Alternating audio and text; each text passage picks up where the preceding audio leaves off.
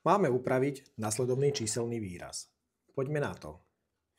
Z prvého činiteľa v čitateli by som mohol napísať 4 na minus 1 ako 1/4 krát 6 a menovateľ by som mohol upraviť podľa pravidiel, to znamená 36a na druhú krát b na štvrtú.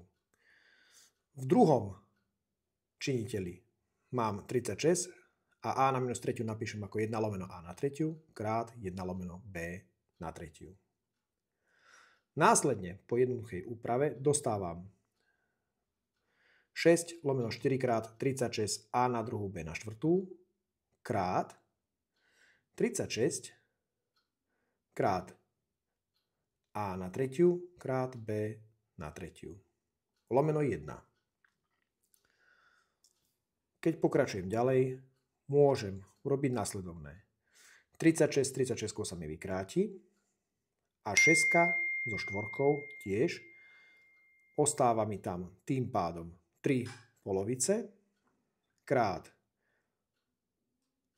a na 3 s a na druhou sa mi vykráti tak, že mi ostáva a b na 3 s b na štvrtú sa mi tiež vykráti tak, že ostáva 1 lomeno b. Tým pádom výraz bude vyzerať ako 3a lomeno 2b. Úloha vyriešená.